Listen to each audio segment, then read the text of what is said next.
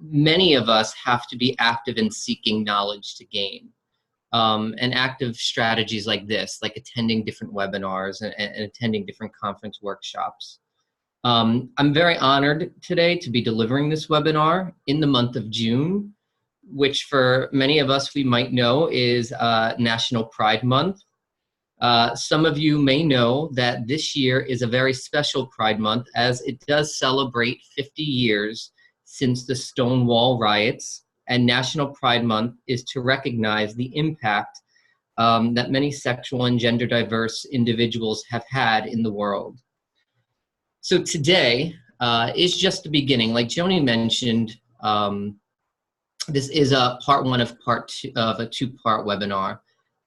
One of the things I'm hoping to do today is just make sure that everybody is speaking the same language and that we're all up to date with some of the more concrete information that we need to do. Next session, which is in 2 weeks, will continue to guide that conversation further. So this 1.5 hour webinar is by no means meant to impart all of the information you will ever need to know. But I think this is just the beginning. So in today's webinar, we're going to spend some time defining the term sexual minority, because it is a term that I think might not be so familiar with many of us. We'll talk a little bit about the different sexual orientations and begin to distinguish between sexual and gender identity. And I think that's a really key concept and key importance of this webinar. And I will plug a future webinar that's happening in July, where we get into some more information about gender identity and gender diverse individuals. I'll begin to provide a model and highlight the importance of the minority stress model when working with this population, and as well as discuss the increase in mental health needs of sexual minorities, yet illustrate the reasons why there is a huge underutilization of services.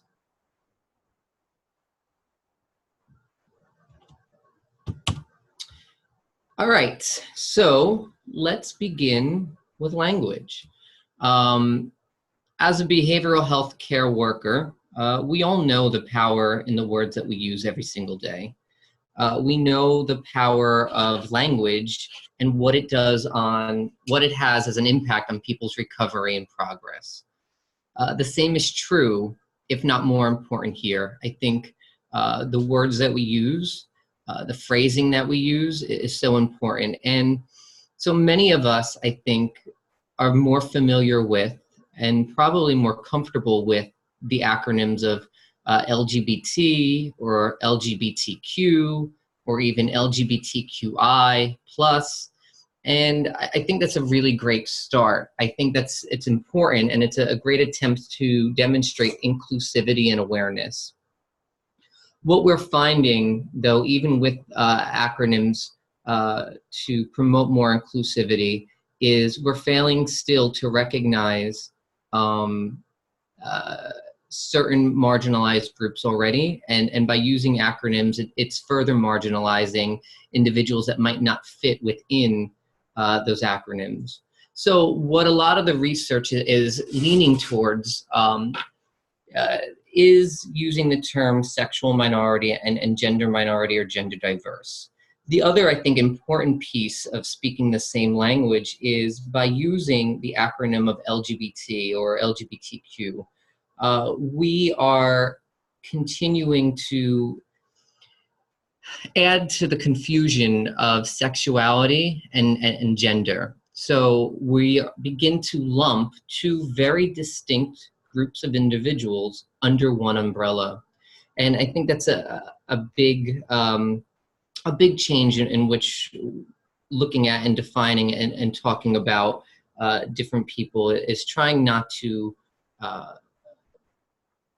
misrepresent or misidentify. So the word sexual minority and what we'll use it as today encompasses anybody who does not identify as a heterosexual. For the sake of this webinar, I will just say sexual minority. If I was using the terms in conversation, I might say an individual who identifies as a sexual minority, because as we know, person-first language is important. Just because the amount of times that I will be saying it in this webinar, I might refer back to just sexual minority. So some basic core concepts just to make sure everyone is on the same page and we're starting out all on the same foundation. One thing, and the reason that I think I'm starting from this point is sometimes I fail to understand maybe the lack of education or the lack of awareness that some individuals have and might make some assumptions. So in order to not assume what people might know, or in order to just guide this conversation a little bit further, I wanted to take a little bit of time to start with some basic language and make sure that everyone is on the same page so we can all continue to grow in our language and move forward. So when we discuss the concept of sexual orientation, there really are three different dimensions that we need to look at. And this can play a really big role in conversations and in supporting these different aspects. So one of the first things is looking at sexual attraction, which refers to who you are attracted to. Sexual behavior, which refers to what you do sexually with others. And then the third one is the sexual identity, which is how someone labels their sexual orientation. So what's really interesting here is that someone may be attracted to a specific individual, but may not act on it. So attraction in and of itself does not define one's sexual orientation. Also, someone may act on it. So for instance, an individual who identifies as a man and is sexually attracted to and acts on that attraction and maybe sleeps with another individual that identifies as a man, that's their sexual behavior. But what's really important to note is that sexual identity is only defined by the individual, and that we as behavioral health care workers cannot project or assume what one's sexual identity is based on sexual attraction or sexual behavior. What you might see if you're doing further research on this is the acronym MSM or MSW, which stands for Men Sleeping with Men. It's actually one of an area of research that I'm really interested in, to look at individuals that might be attracted to and act on that. So a man who might sleep with a man but still identifies as a heterosexual man. So what's really important in terms of defining and exploring the concept of sexual orientation is allowing the individual to guide that conversation and to identify their own sexual orientation, and not assuming what one's sexual orientation is based on their own attraction or their own behavior.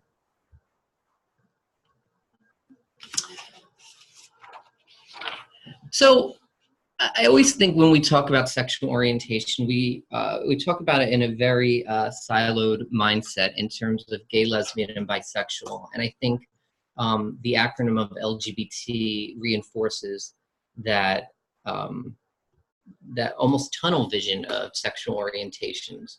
So what we have up here right now is a list of 9 different sexual orientations. And I have to tell you, this is not the end-all be-all list. This is just a small glimpse into the differences within sexual orientations.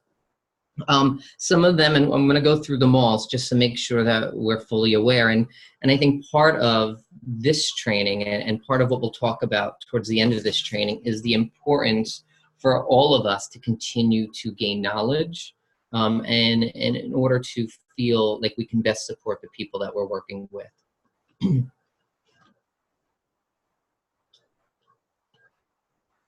Also, if there's any pauses, I am taking a drink. I apologize. So one of the, if we start on the top left, the gay sexual orientation, that is an individual who identifies as a male and is attracted to and acts on that attraction. A lesbian is someone who identifies as a female and is attracted to a female and identifies as such. Bisexual, which is one of the most under-researched and underrepresented sexual orientation in the research at this time.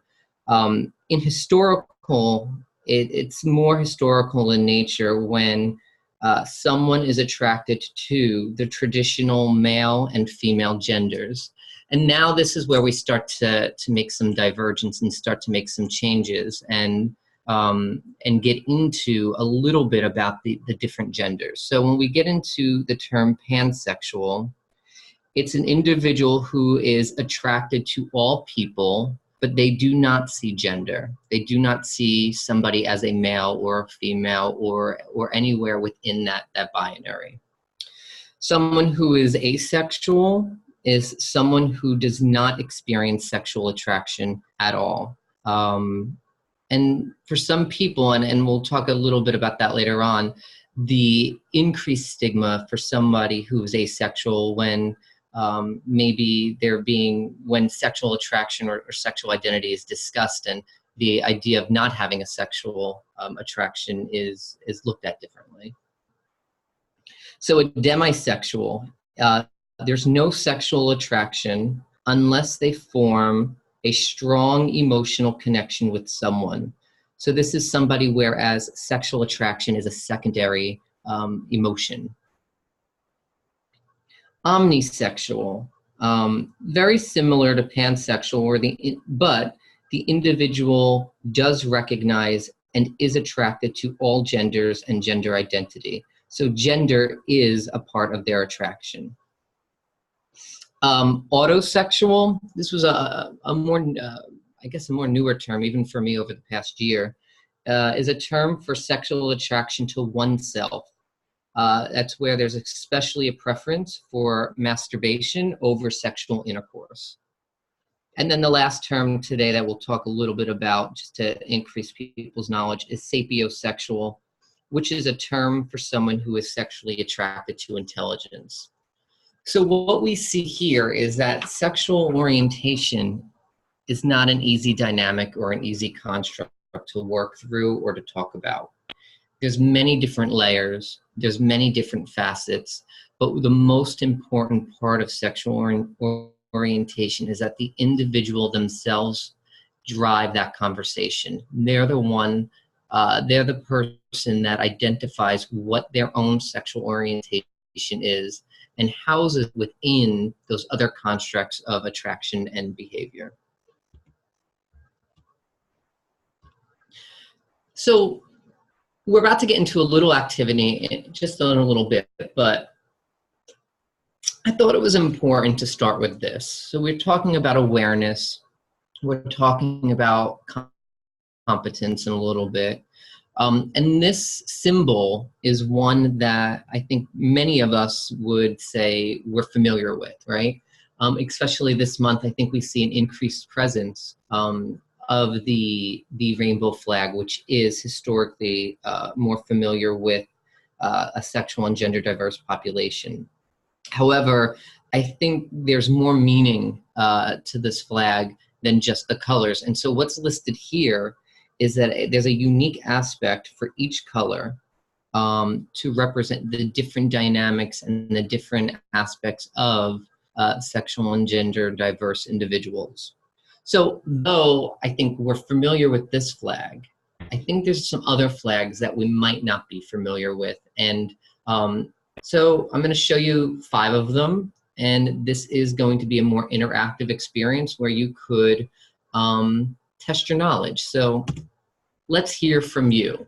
All right, so what we're going to do is I'm going to post a picture of a certain flag and you will have some options. And Joni will open up the first polling system. So looking at this flag where you have the black strip on top, followed by a gray strip, followed by a white strip, followed by a purple strip.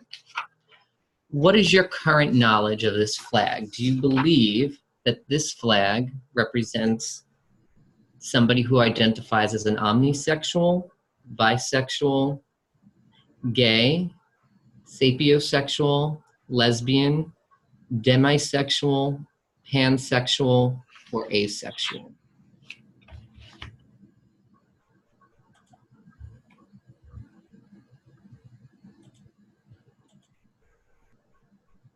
And the poll is up. So if you could just take a second and click on a response and hit submit.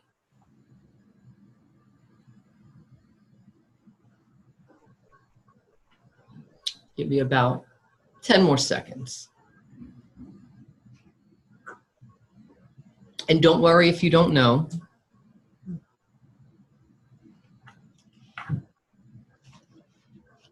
In 3, 2, 1. All right, Joni, let's see what some of the responses were.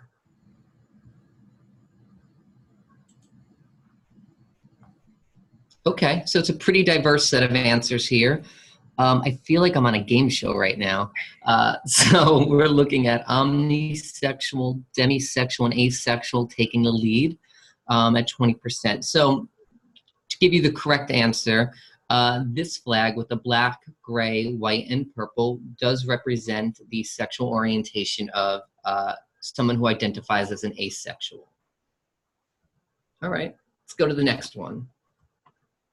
So here we have the same colors, but in a different formation, right? So we have a black triangle to your left, a white strip with a smaller purple strip in the middle, and followed by a gray thicker strip towards the bottom. So Joni's going to pose the same polling question for the second flag.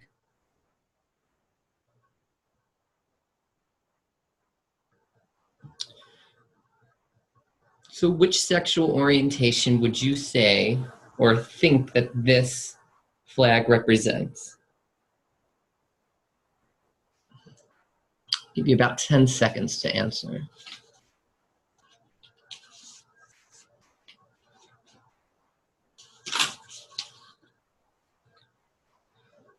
3, 2, 1. Let's see the results.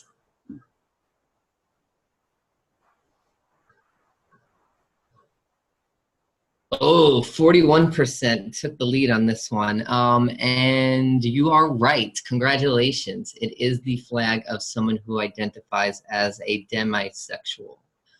Man, I wish we were doing this face-to-face. We could have so much fun, more fun with this. All right, let's do flag number 3. Flag number 3, you see a slightly purpley pinkish hue on top with a darker purple in the middle and a bluer strip on the bottom. So looking at this flag, what sexual orientation do you believe this corresponds with? Same set of choices. 10 seconds to respond.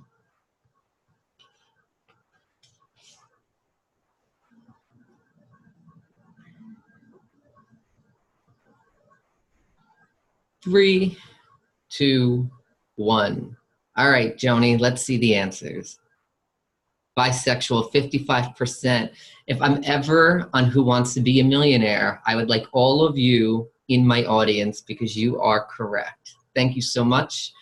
So this flag is somebody that identifies as bisexual. Okay, let's change these colors up a little bit. So now we have a bright pink, followed by a yellow, followed by a light blue on the bottom. Joni's going to post the poll. And let's see which sexual orientation you would say that this represents. 10 seconds.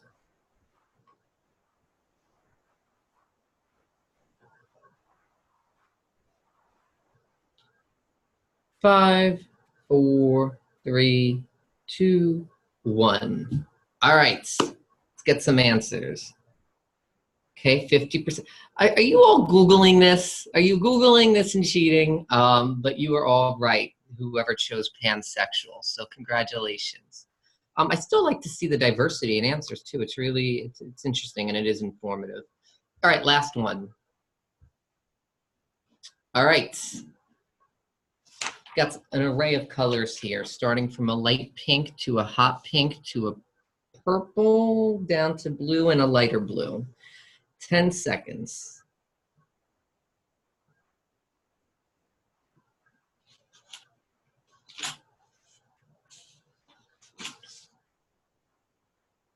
Three, two, one.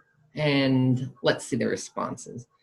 Omnisexual. Okay, if you were following along, you know, your choice, your percentage of accuracy has gotten better, so that we are now up to 51%, and you are correct with omnisexual. So thank you all for going along with that. And I think, even though I think it's really helpful, and I mean, if you ever get the chance to Google sexual and gender diverse flags, there's so many different flags representing different people. And why I think it's important to recognize this through this activity is because when we talk about flags that represent different countries, and we talk about the affection and what people attribute to those flags, if somebody is also identifying as one of these sexual orientations, it sometimes can be just as powerful and representative of who that person is. So familiarizing yourself with some additional options other than just the rainbow flag, I think is really helpful, and it could be really important. So sexual identity versus gender identity. So like I said, in July, we will be getting into a two-part conversation about gender identity as well. But I think this definition, and I mean not definition, this quote really highlights what the difference is. It says the difference between gender identity and sexual orientation is the difference between who you are and whom you love. And that's important to recognize, that there really is a unique and distinct separation. And this goes back, I think, further to the idea of just using that acronym of LGBT, where it's lumping the two distinctions together. And I think gender identity is so important, and it's such an important topic that we will get into, but recognizing that they are two very different things. And I have this slide up here, not in a dismissive way, not in a this is not important, but for today's webinar and for in 2 weeks webinar, what we're not talking about is we're not talking about pronouns today.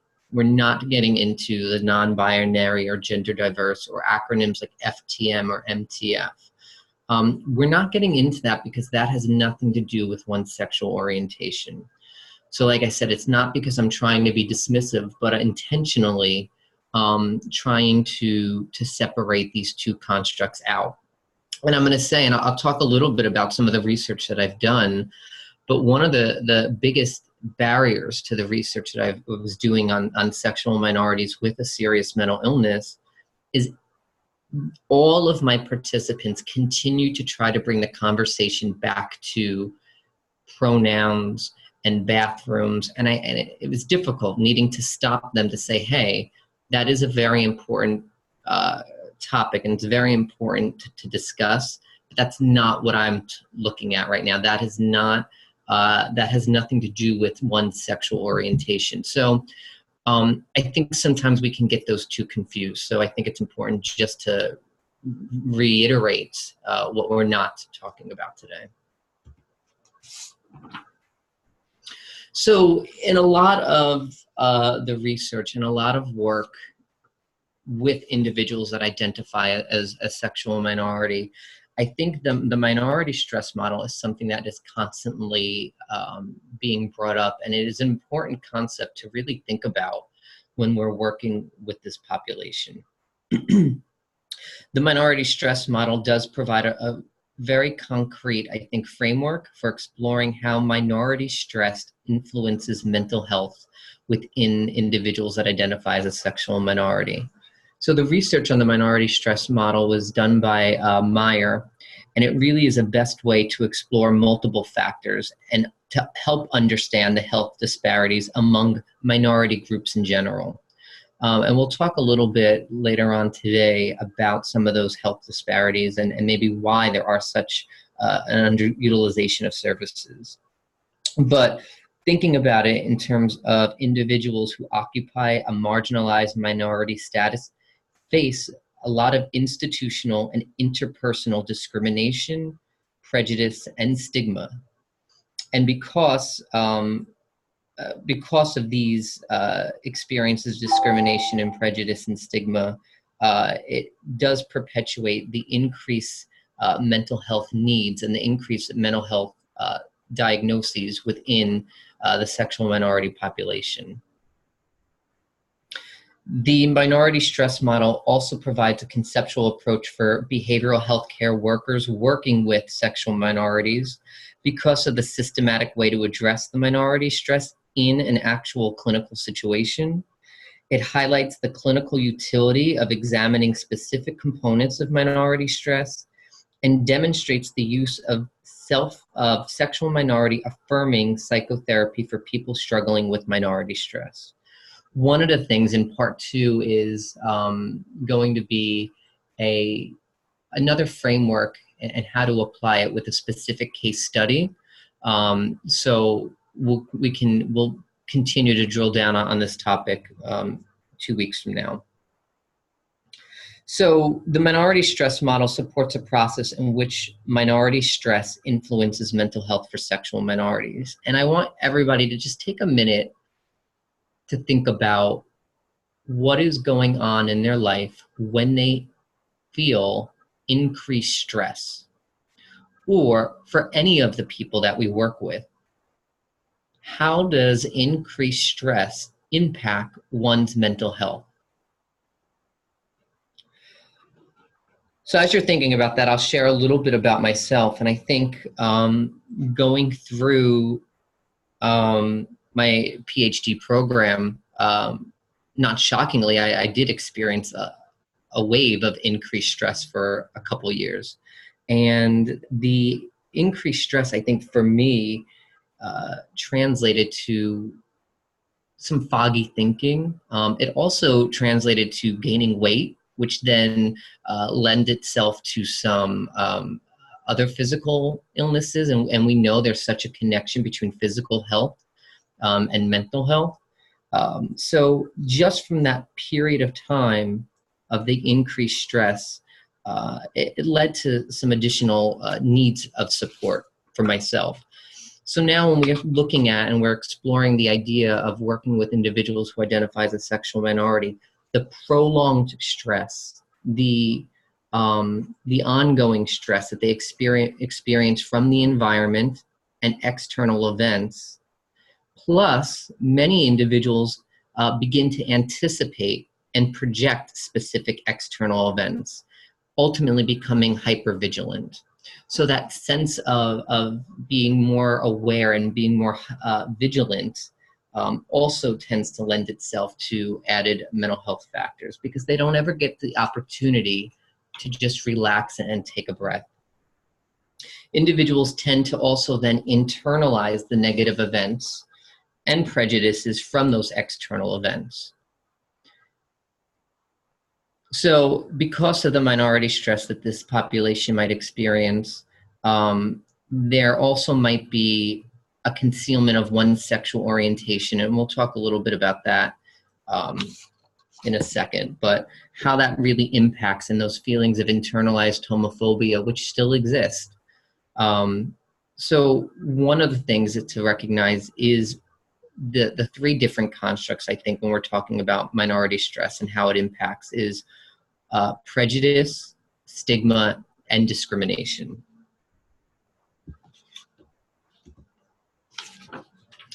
So some of the factors to consider that many sexual minorities might experience. We're going to talk today about mental health and mental health services. In 2 weeks, we will get into these other topics, such as relational problems, victimization, suicide, substance use, medical issues, and legal issues that also impact the behavioral health needs of sexual minorities.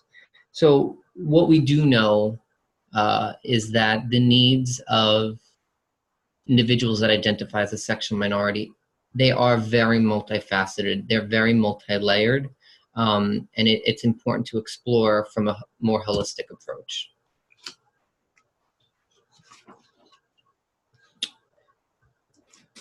So let's talk about mental health and the mental health system for individuals that identify as a sexual minority.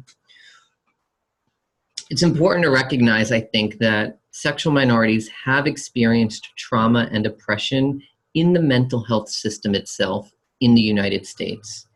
It historically was classified homosexuality as a mental health disorder.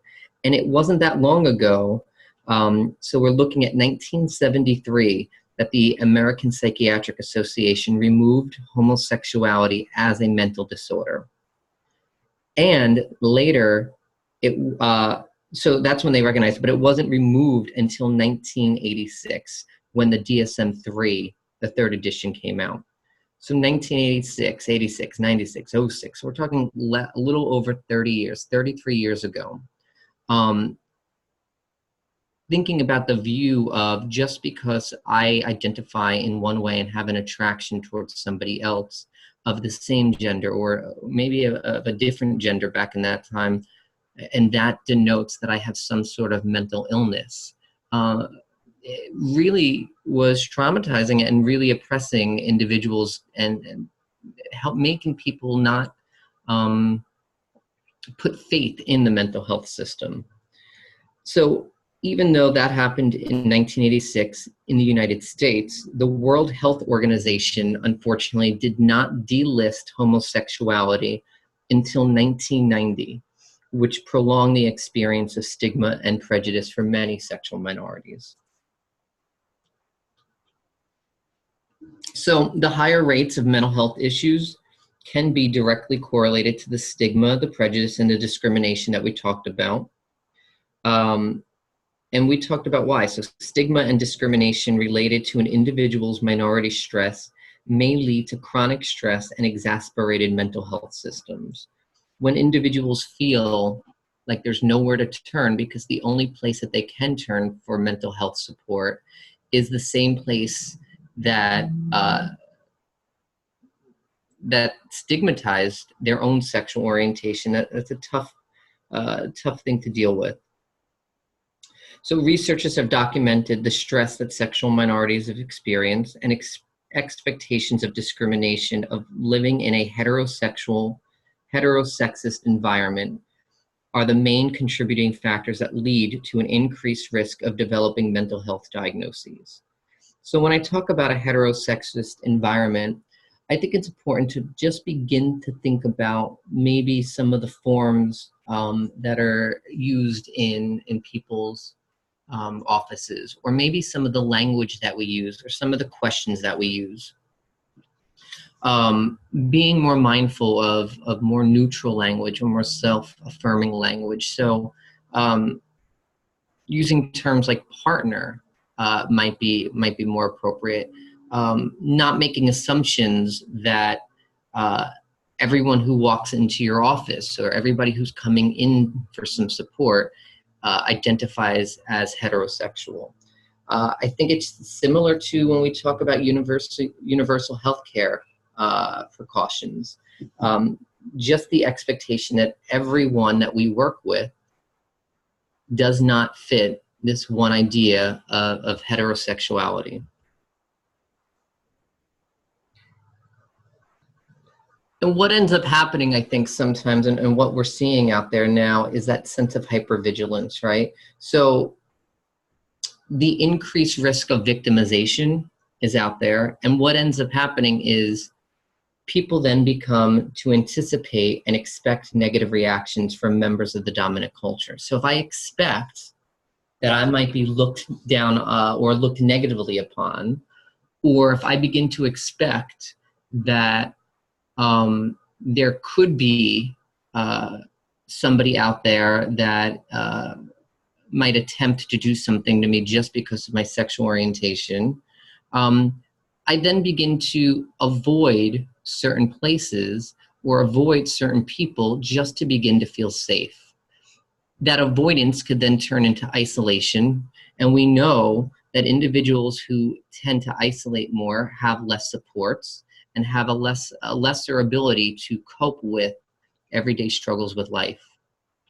And I think fortunately, I think we all are lucky in being here today, having, many people from the Northeast of New York, New Jersey, and I think sometimes we can take for granted the sense of inclusion that many people might feel.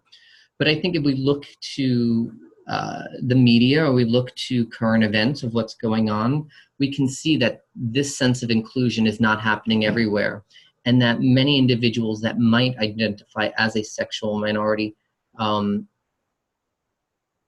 may avoid certain situations or may be more hesitant to go out and seek support. Unfortunately, when we're talking about mental health, we know that individuals within this population experience more mental health diagnoses. They experience more rates of anxiety and depression. And a lot of that anxiety and depression can come from that lack of connection, or the anticipatory thought of who is out there and what do people think of me. What we also know, though, is that individuals with who identify as a sexual minority have also a serious mental illness. So when we talk about a serious mental illness, we're talking about individuals with maybe a diagnosis of schizophrenia or major depression or bipolar disorder. And this is where the majority of the work I did 10 years before coming to Rutgers was working within this population. And unfortunately, within the serious mental illness population, sexual minorities experience the greatest level of discrimination. So here we are, a group of people that are already marginalized, and now as a sexual minority, I'm further marginalized within a subset of a population. Sexual minorities with a serious mental illness face multiple barriers due to prolonged symptoms, increased hospitalizations, and delayed treatment that impacts their social status, social network, and self-esteem. Sadly, historically, sexual minorities have been the direct subject of many forms of prejudice within the mental health system, and are twice as likely to experience a negative life event related to prejudice than their heterosexual individuals. Thinking about individuals that identify as a sexual minority within the serious mental illness community, oftentimes the idea of one even having a sexual orientation is not even talked about. And what I end up telling a lot of people is that, guess what? Individuals that have a diagnosis of schizophrenia or major depression do have sex, they do have an attraction, and they do act on it. So by not even recognizing one's own sexual orientation is further oppressing their road to recovery.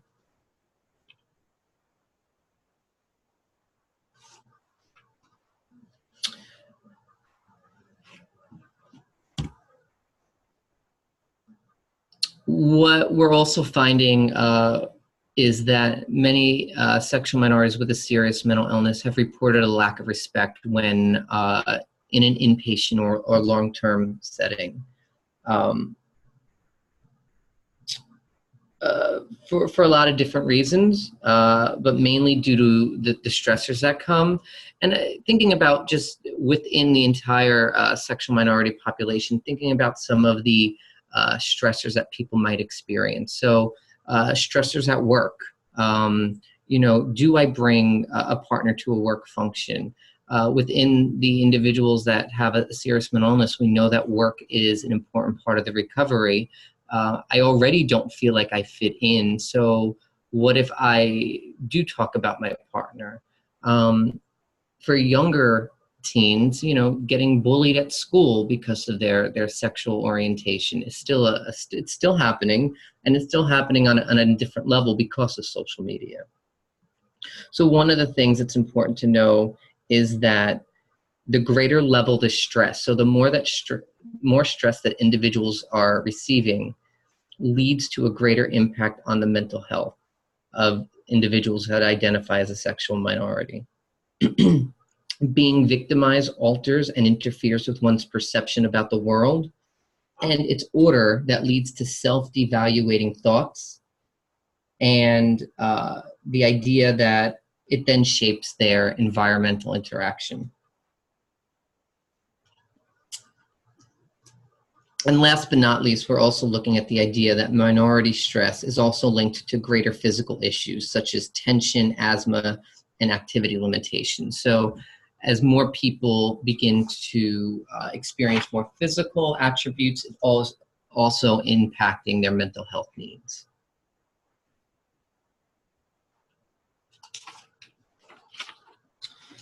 So we talked a little bit about this, the internalized homophobia. And when I talk about this with some of my peers, I sometimes get the response of, oh, it's 2019, people should feel comfortable being who they are. And my response is always, yes, they should feel comfortable, but just because one should feel something doesn't mean that they always do. I know Joni mentioned earlier doing some private practice work, and my main area of interest is working with individuals ages 16 to 30 who are currently struggling with sexual and gender identity issues. And what always comes across is still that internalized homophobia, wanting to conceal one's sexual orientation because they don't want to feel different. Some of that concealment still falls within the realm of religion, that in some religions, homophobia is still a sin.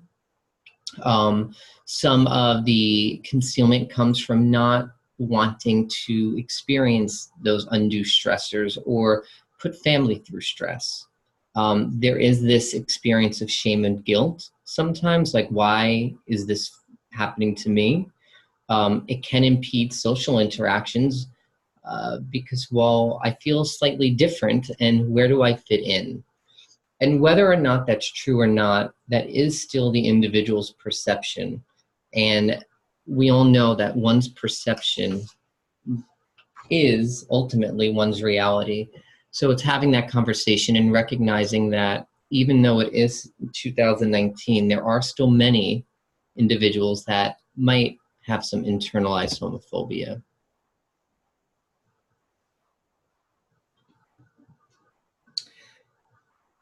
So just as this population experiences an increase in stigma, prejudice, and discrimination, they continue to be dissatisfied with the mental health services due to their perceived experiences of discrimination, even within the mental health system.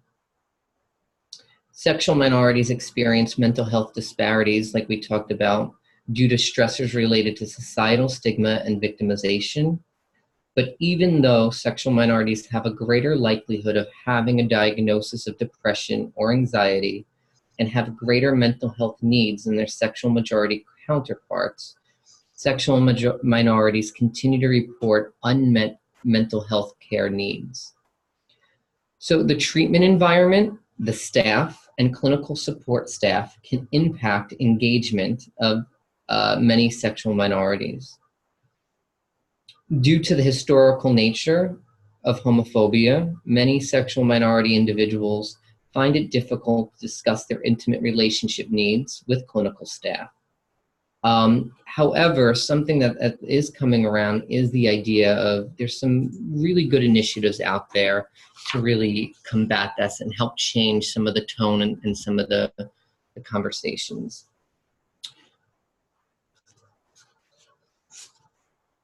So the more important piece, I think, right now and for today is trying to understand why there is such an underutilization of services, and something that maybe we can all take away with it and take home today. So one of the things is the idea of negative experiences, right? So often sexual minorities might feel alienated and stigmatized and discriminated against, and that leads to their perceptions of inadequate counseling services. One of the things that I did in my research was interviewing counselors, and one of the things that came about a lot was clients talking about their negative experiences they've had in the past. We know in the behavioral health care arena that the relationship we build with people we work with is the most meaningful aspect of growth and recovery. So when an individual might come in to receive any kind of support and they feel like they are being judged, or they feel like the person helping them just doesn't get it, and they experience that negative experience, how likely is it for them to return and seek support maybe somewhere else? I think ideally we would like to think that it doesn't happen, or that, okay, just one bad experience doesn't really change all that much. But I really want you to think in terms of yourself, and let's put it in a different context, right? So thinking about a bad experience that you had. If you went to a restaurant and either the service was bad, or the food tasted horrible, or maybe you got sick after you ate the food, how excited or how eager are you to maybe go back to that restaurant next week? For most of us, the answer will probably be we're not excited at all, or we will probably never go back to that experience. Or not only will we not go back, but then we'll write a Yelp review about it, right? And let other people know that they shouldn't go back. So now when we translate that to the mental health needs and the mental health support of individuals that identify as a sexual minority, it's important to recognize and to validate the true positive experience of trying to promote wellness and acceptance the first time we see any individual coming into our offices or into our facilities. One of the things is that sometimes individuals who identify as a sexual minority have reported feeling like the counselor or the helping professional does not understand their experience, even down to basic language and terminology, which is why I think today it was important to start with that, to start with the basic language. And what we hear all the time is, well, everybody's experience is different, and I want them to guide that conversation. And to some extent, that is true. But also, to some extent, that is not true. If we are asking our clients, or if we're asking people who identify as a sexual minority to inform us of every word or every experience, then it's almost as if they become the teacher and not and they're leading the conversation in terms of what the service should look like. And that'll lend itself, I think, a little bit more into the whole idea of counselor and staff competency. But one of the most basic things that individuals that identify as a sexual minority always go back to, and I think it's what we think is very basic and a very concrete human nature experience, is just the idea of the lack of comfort, acceptance, openness, and trust. And we'll see that as well in terms of staff competence. It's just creating a safe environment. So the second piece to that is the counselor and staff competency. So Joni did mention, I just obtained my PhD. I say just, but it was almost a year ago now. And throughout all of my education, I'm thinking about 4 years in an undergraduate program with a degree in psychology, 3 years in a master's program of counseling, and 3.5 years in a PhD program in counselor education and supervision. And in all of that experience, I can honestly say that I probably have only had 2 hours of formal education in a 1 week, during a 1 week topic in a multicultural class. That is it. So apparently, this group of people who have all of these unmet needs and experience more mental health symptoms due to the increased stress are only worth 2 hours of formal education. And I'm not going to ask anybody how much education you have had, but I really want you to take a minute and think about how much formal training did you get in school? And for many of us, the training and the education that we get, we have to seek out on our own, right? And that's why many of us are here. Even though there's been a push to improve multicultural training, sadly, the training is not enough. So as a matter of fact, in the counseling realm, which I can speak a little bit closer to, there's been a push to infuse multicultural aspects into more courses. Unfortunately, the multicultural training continues to be about knowledge and not about skill. And that's what we need to begin to shift the conversation to. It's not okay to just know, right? But how do we work with? What do we do next? What we're finding is that at the core, basic elements of the helping profession are so important when working with this population. Let's go back to Carl Rogers, that wonderful man, right? And thinking about the idea of just being empathic and providing unconditional positive regard. What the research is also telling us is just to listen more and reflect instead of asking questions. Because questions is where sometimes that downhill turn can go. You know, are we asking questions because we want to learn more about the person or because we genuinely don't understand and we're asking our clients to teach us? So guess what? People are getting tired of telling their story over and over and over again and feeling like the person that's there to help them has no understanding or no ground to work with and support. People also want to feel like the person they're going to is knowledgeable and is able to support them. And I mean, I think about it, let's think about going to get a haircut. Many people I know do a lot of research about who to go to. We wouldn't go to somebody to get our haircut by somebody who wasn't trained and knowledgeable. And that's very similar. So yet we're asking individuals that identify as a sexual minority to go to get support and go to get help from people that might not be trained or might not be able to have that knowledge to best support them. And I said this earlier, I think we are lucky in this area that we have more affirming support workers, but that's not everywhere. So if we don't get the formal training, how do people learn about how to best support individuals who identify within the sexual minority community?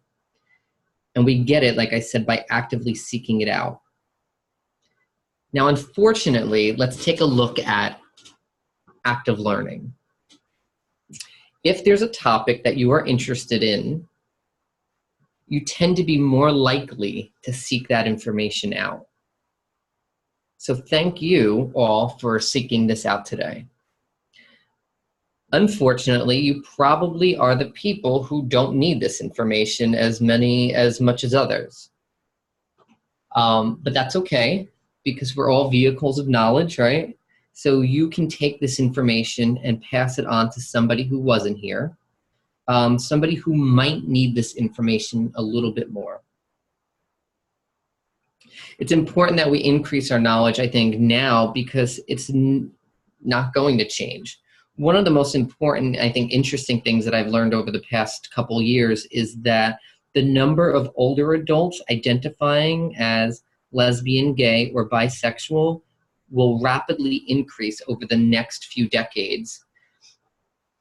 And unfortunately, historically, older adults are underutilizing mental health services to begin with.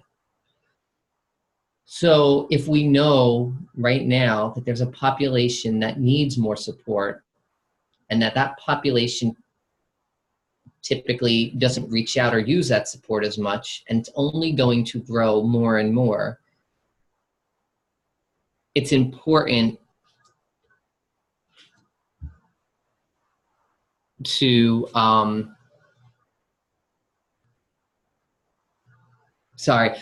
it's important to figure out what we can do now to support people later on.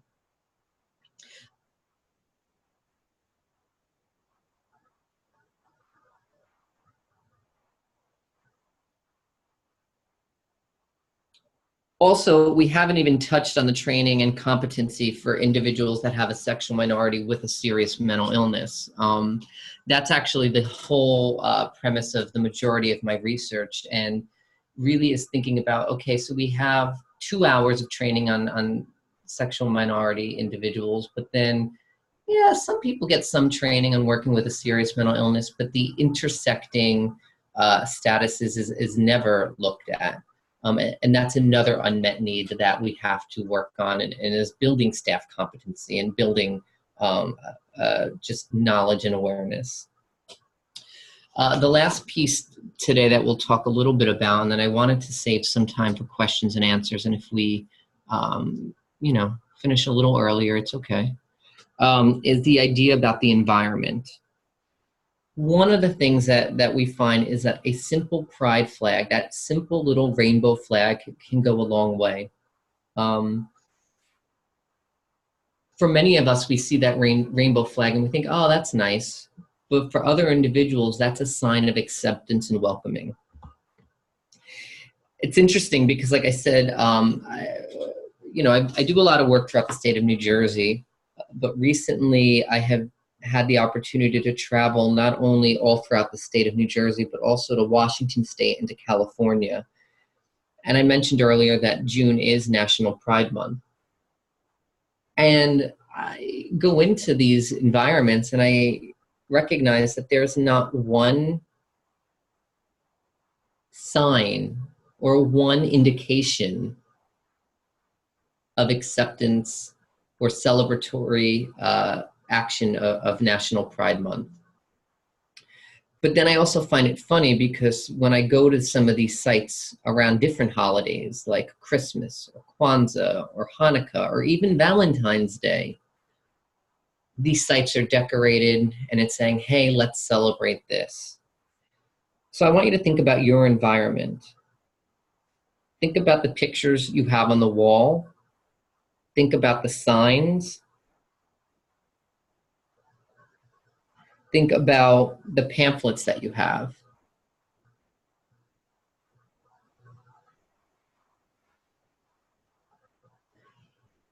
And think about how inclusive and how welcoming that is to individuals. Thinking about the forms and the language that we use in the forms, and forms and language we'll get into a lot more when we get into the gender diverse population. So as we're wrapping up in a little bit, I kind of want you to think about and use the chat box if you can, and type in an element of the environment that you might think about changing that might help people feeling more inclusive, or maybe support the environment a little bit more.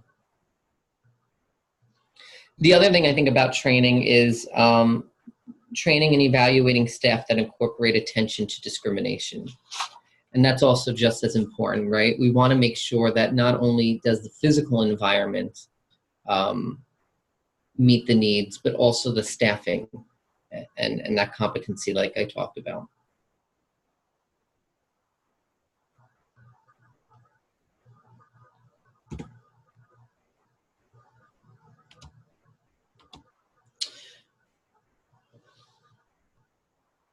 So like I mentioned, the needs of individuals that identify as a sexual minority are very multifaceted, right? We just started to touch the increase in mental health needs due to the stigma or due to prolonged stress.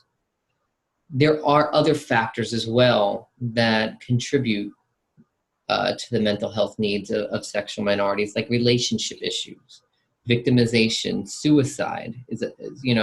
I'll give you a little foreshadowing, but individuals that identify as a sexual minority are 2 to 3 times more likely to complete suicide than our sexual majority counterparts. Substance use is another big issue that we'll get into in 2 weeks, which also lends to some medical aspects and legal ramifications. And then once we work through all that, if many of you have ever heard of the positive psychology framework, it's been doing a lot of great research on how to best support individuals who identify as a sexual minority. And I think to best look at that and best explore the needs, it's being able to present a case study for all of us to explore and really look at what's going on in the big picture. So I wish this could have been a live interaction, because I think we could have had a lot of fun with it.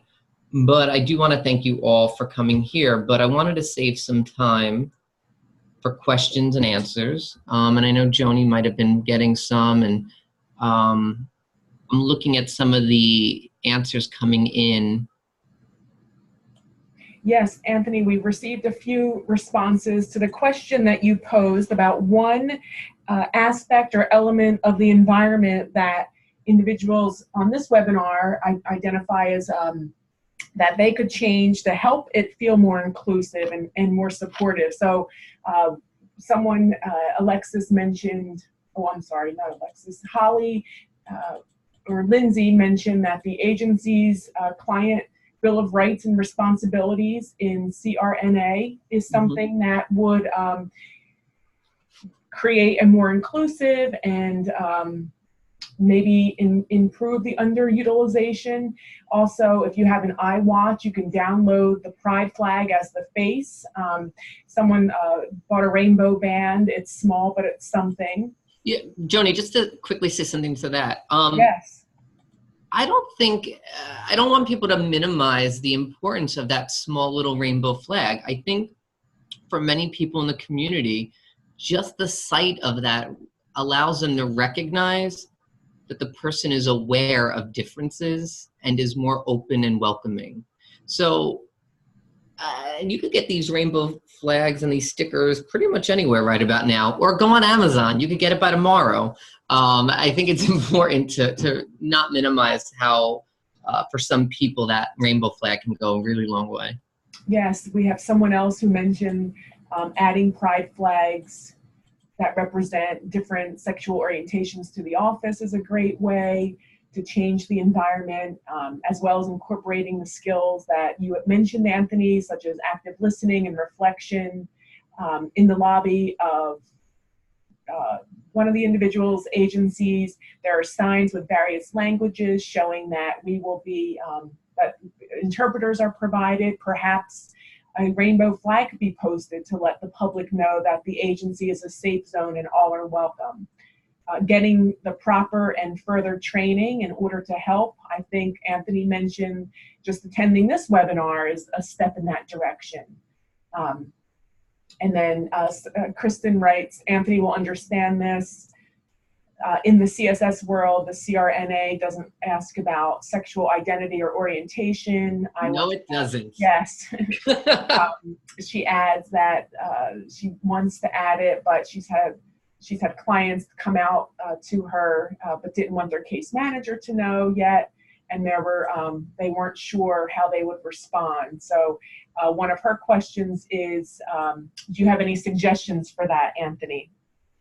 You know, I always think that I'm going to add that actually in 2 weeks, the whole coming out process and the importance of that. And I think what Kristen speaks to is just a reiteration that people don't necessarily feel safe or feel comfortable diverging their sexual orientation. Where does that really come from?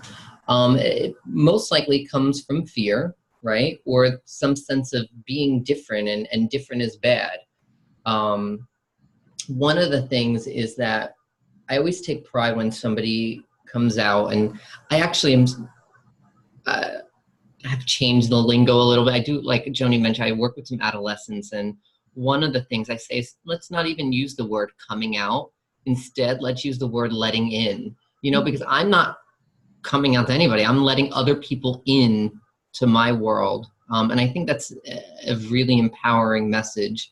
But the idea of letting other people in to their life is so wonderful. And I think continuing to support that. And, one of the things is, if people want to keep their sexual orientation confidential, it's respecting that, and not pushing individuals to discuss it with people that they don't feel comfortable with. I think that's a very individualized journey and a very individualized process that we can talk a little bit more about in 2 weeks. But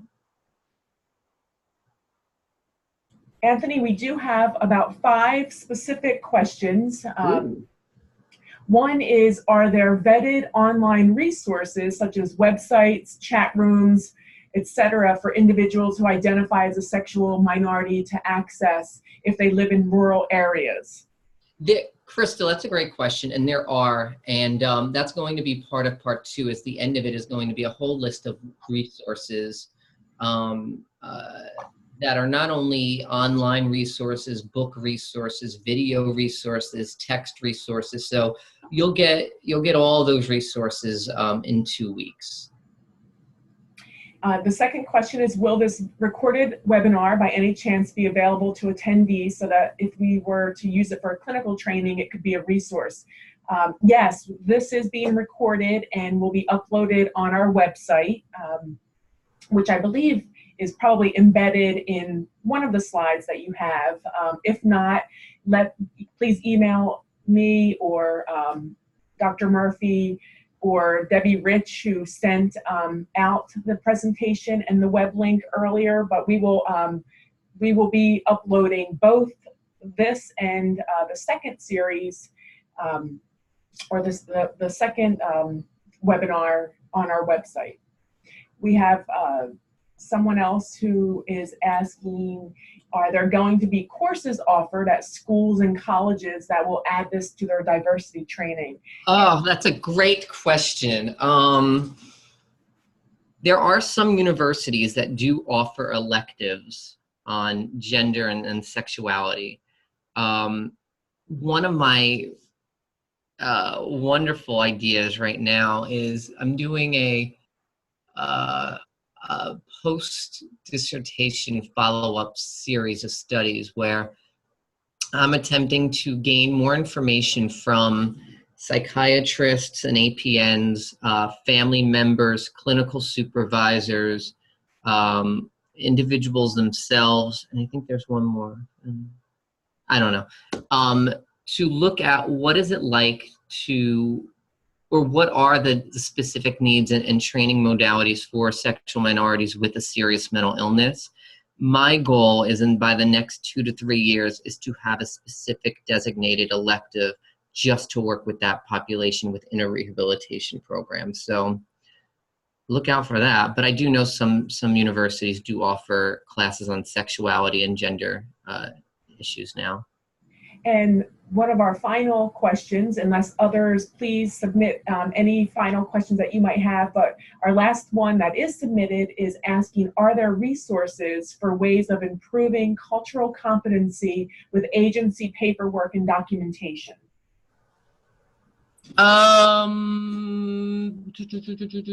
Yeah, probably, if you want my honest opinion. I'll look into them for the next 2 weeks and I'll add that to my list of resources. It's a good question. Okay. Do others have any questions? And the website address, I will, let's see. I think it's just, someone is asking for the website address to download the information. Let me let me just type that into the chat box. And then while you're doing that, I think for the next, for part 2, I'll also add my email address. But if you want it, it's just anthony.zazzarino@rutgers.edu. If there's any additional questions or interest for more information, please feel free to email me. It's definitely,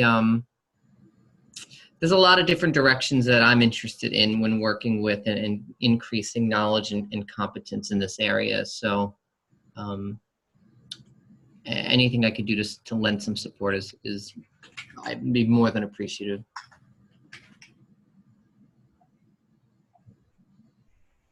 Well, thank you all for coming on today. We'll start again in 2 weeks at noon. And we'll keep going on forward in this journey. So thank you. If there's no other questions, I think we are good. Enjoy the rest of your day. I think we are good with the questions. Just again, people asking about the recorded webinar. It will be posted on the website. I did just send out the web address. So if not, you can get in touch with Anthony, or you can get in touch with me, dolcejn at shp.rutgers.edu, and I will direct it to who you would need to speak with. I think I sent it out though. I think you should have gotten the email through the chat box right now. It's mhttcnetwork.org.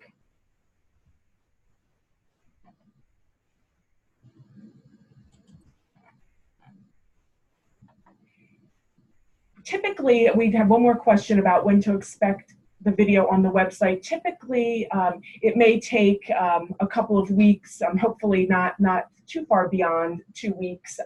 I don't know if we will be adding this video prior to the second webinar, or if we will be adding them both at the same time. So, please just get back with us if you have any questions or want any additional information. Okay, so I think we'll end the meeting. And Anthony, anything else that you wanted to add? No, just thank you so much. I think it's people like you who are taking the time out of your day to gain a little bit more information that is truly going to make a difference in the needs of the behavioral health needs of individuals that identify as a sexual minority. So thank you. And that's about it. Great. See you later. Thank you. Bye. Bye-bye.